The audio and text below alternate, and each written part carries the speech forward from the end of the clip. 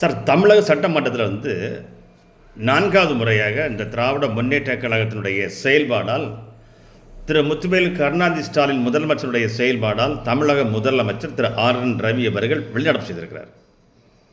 Sir, முக்கிய காரணம், மூல காரணம், முதல் காரணம், சட்டமன்றத்தினுடைய ஆண்டின் தொடக்கத்தில் ஆளுநர் உரையாற்றும் போது தேசிய கீதம் பாடுங்கள், தேசிய கீதம் பாட வையுங்கள், பாடச் சொல்லுங்கள் சொல்கிறார். சார், தமிழக முதலமைச்சரோ தமிழக அரசோ சட்டமன்றத்தினுடைய சபாநாயகர் திரு அப்பா அவர்களோ அதை செவி கொடுத்து கேட்பதில்லை.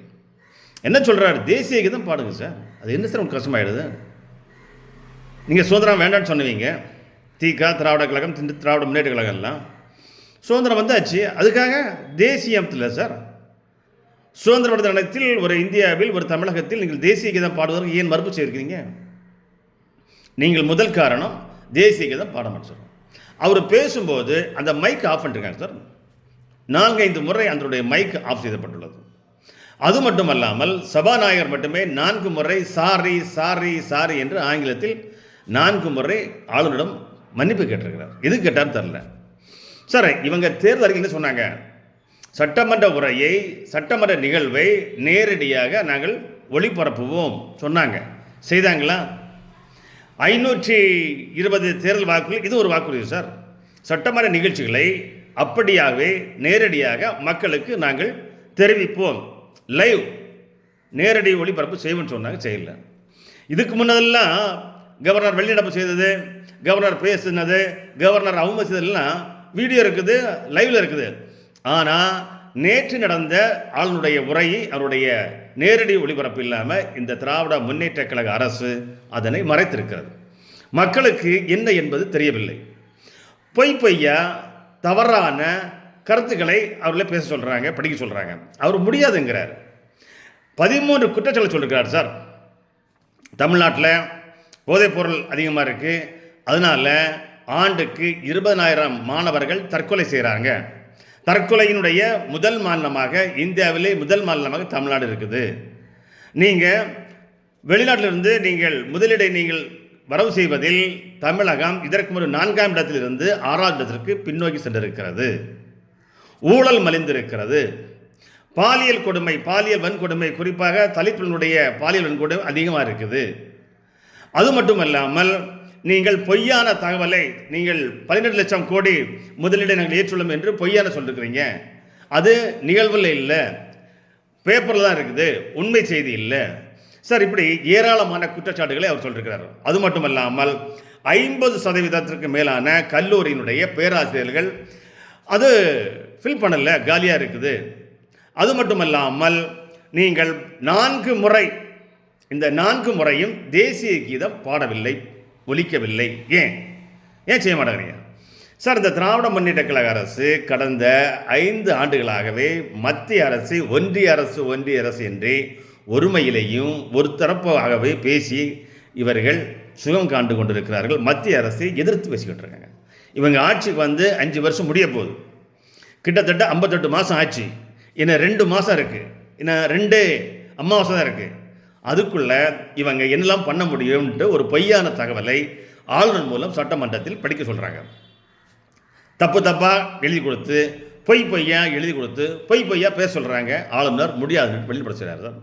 13 குற்றச்சாட்டு சொல்லியிருக்கிறார். அதற்கு திராவிட முன்னேற்ற கழக அரசும் திரு முத்துவேல் கருணாநிதி ஸ்டாலின் அவர்களும் எந்தவித மறுப்பு சொல்லாமல் திரு ஆளுநர் அவர்களை ஒருமையிலும், அவருடைய கட்சியைச் சேர்ந்த அமைச்சர்களும் ஒருமையிலும் வாயில் காதில் கேட்க முடியாத வார்த்தைகள் எல்லாம் பேசி அவரை அவமானப்படுத்துகிறார்கள், அசிங்கப்படுத்துகிறார்கள்.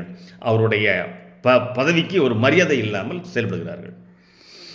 எடுத்தது முதலே இந்த மத்திய அரசின் மூலம் இவர்கள் எதிர்த்து குரல் கொடுத்து கொண்டே இருப்பதால் தமிழக மக்கள் என்ன செய்ய முடியும்?